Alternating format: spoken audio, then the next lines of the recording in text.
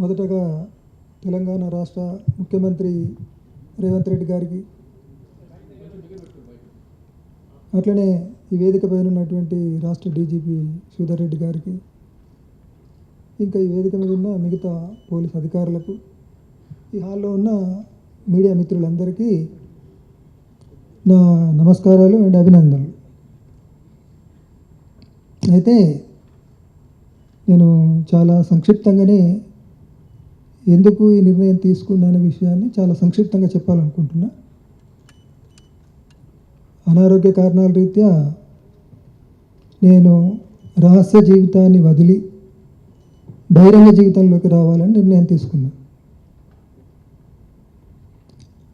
అయితే అది వ్యక్తిగత జీవితాన్ని కొనసాగించడం కోసం మాత్రం కాదు అనేది స్పష్టం చేయాలనుకుంటున్నాను. ప్రజల సమస్యలపైన చట్టబద్ధ పద్ధతుల్లో, అంటే లీగల్ ఫ్రేమ్వర్క్లో పనిచేయాలని నిర్ణయించుకున్నాను నేను. అంటే దాని అర్థం నా రాజకీయ జీవితాన్ని కొనసాగించాలనుకుంటున్నాను. అలాగే దశాబ్దాల తరబడి నేను నమ్మిన సిద్ధాంతం ఏదైతుందో దాన్నే గైడెన్స్గా తీసుకొని పనిచేయాలని కూడా ఈ సందర్భంగా తెలియజేస్తుంది.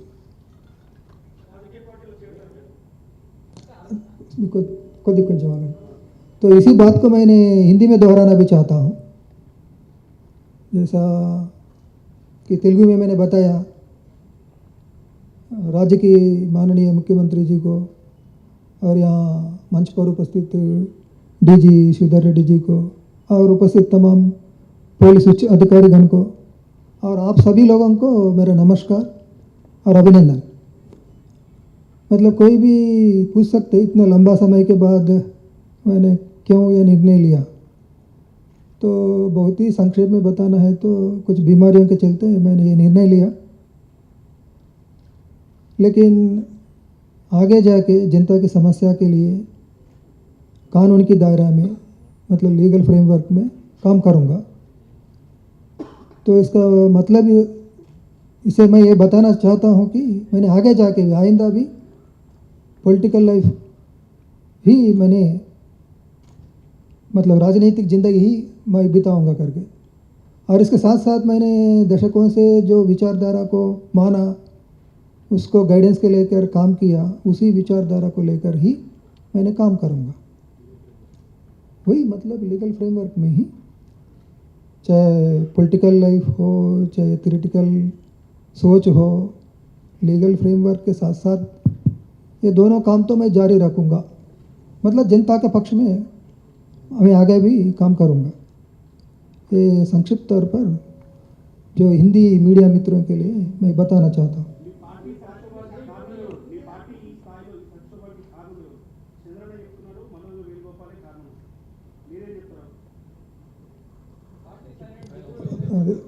సంక్షిప్తంగా చెప్తా అన్నాడు. సో ఒక